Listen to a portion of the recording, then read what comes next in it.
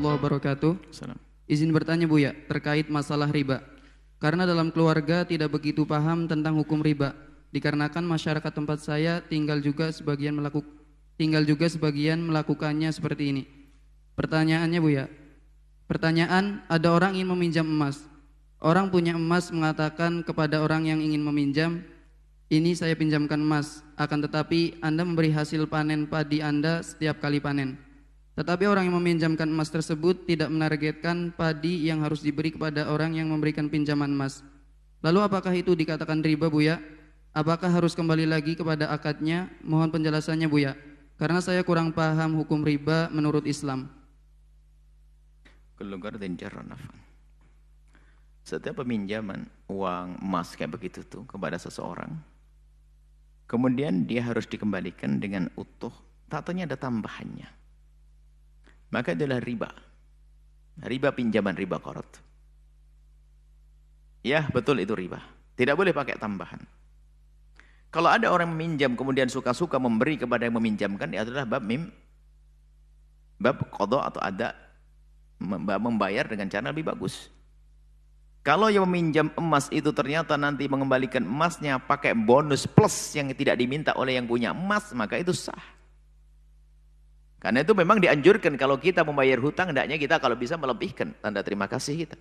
Tetapi kalau kelebihannya itu, tambahannya itu disepakati, maka itu riba. Tidak boleh.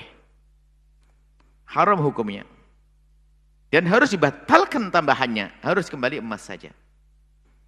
Dibatalkan, nggak boleh ada tambahannya.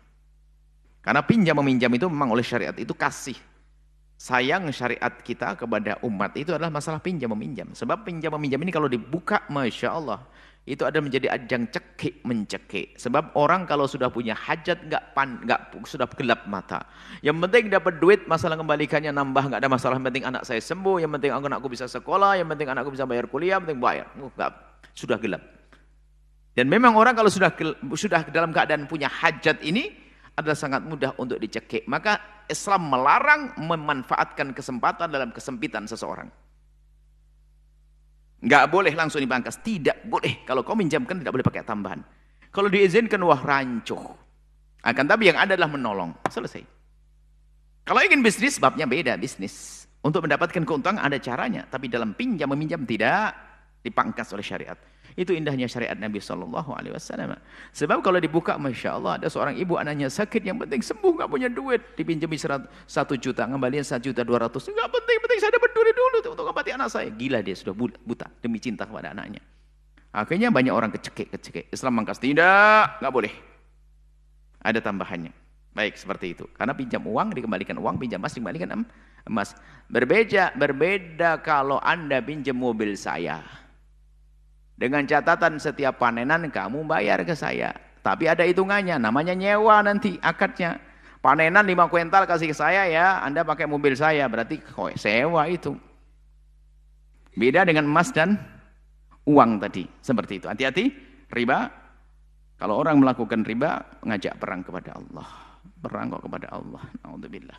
Semoga Allah mengampuni dan memudahkan kita untuk menjauh dari riba, memuliakan kita di dunia dan di akhirat. Wallahu a'lam bishawab. Setelah Anda menyaksikan video ini, jangan lupa berselawat kepada baginda Nabi Muhammad sallallahu alaihi wa alihi wa sahbihi wasallam.